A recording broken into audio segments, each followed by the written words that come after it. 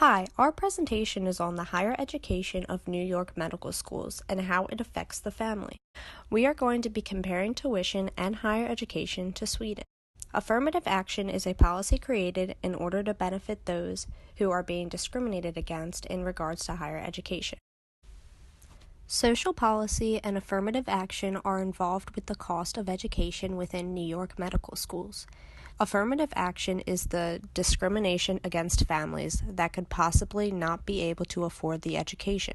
The purpose of affirmative action is to promote social equality through the treatment of socio-economical disadvantaged people. The policies are set in place to create equal opportunities created in 1961 but included women in 1967.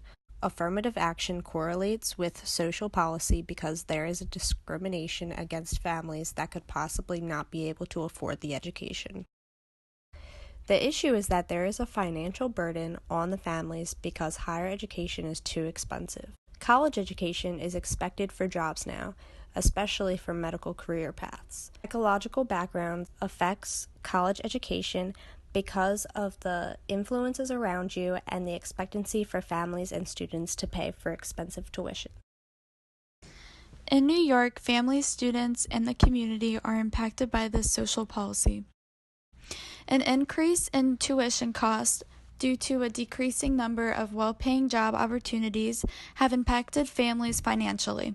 People cannot go without college and find a well-paying job to support themselves and their family. Even with scholarships, college tuition is very expensive. Having to worry about the financial aspect of college can lead to emotional distress for the entire family. The cost of tuition dictates where you can go to school, and that can impact your major and how well you can succeed. Given the opportunity for free medical school can help many students help save time from having to pay off their student loans. Medical school students have very expensive loans and can take a very long time to pay off. In the graph, it shows the increase in tuition cost for four-year institutions. The student loan builds up by the time you reach your fourth year in college.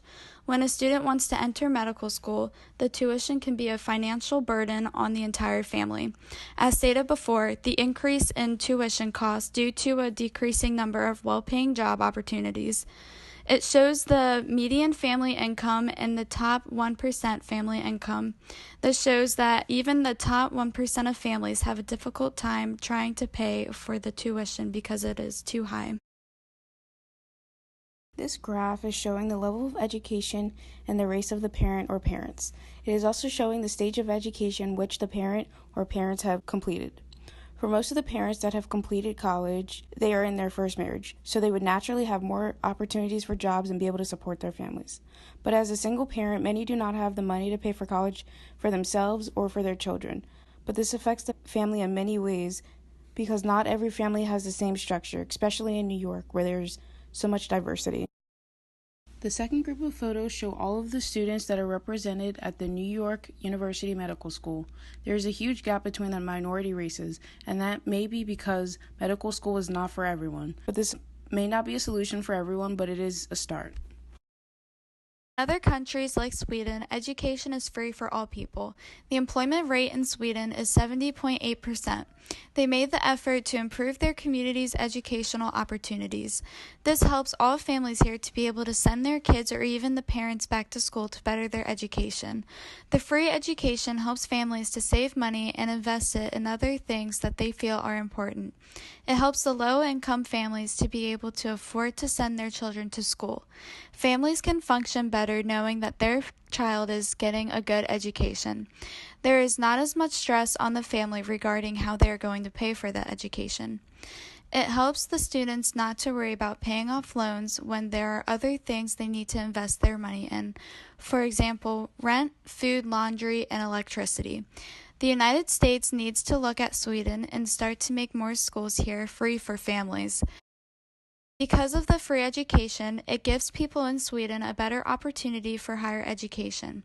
In these graphs, it shows a very high attendance rate of going to school in Sweden. This could be because it is more affordable for students to get an education there. They do not have to worry about the extreme student loan debt causing it to be a family burden. The average enrollment rate for higher education is 65%. Sweden has joined the Bologna process, which is a goal for an integrated European higher education area. Its goals are to promote mobility, employability, and Europe's competitiveness as an education continent. This makes it easier for Swedes to have their degrees able to be of use abroad and at home, thus increasing job opportunities, which is very much needed all over the world. If New York was to follow this model, it would probably prove to be extremely helpful, but because the free education only applies to NYU Medical School, the effects on the students and their family are probably less. According to CNBC, Sweden is number 7 in the happiest countries in the world. This estimation is based on income, healthy life expectancy, social support, freedom, trust, and generosity. On the other hand, the United States is found at number 18.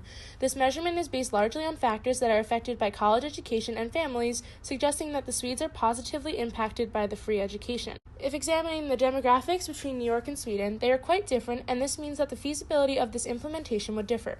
Therefore, it seems that expanding the free college education from the NYU Medical School would most likely not work out very well in a society where the money coming from paying for college is important for the economy. Even with free higher education, Swedish students still leave college with a ton of debt. Why is this? The expenses add up when you include the cost of housing, food, travel, socializing, etc. When thinking about this idea and applying it to New York City, the cost of college could still prove to be a financial burden, especially in a well-developed city with infinite opportunities and many additional expenses.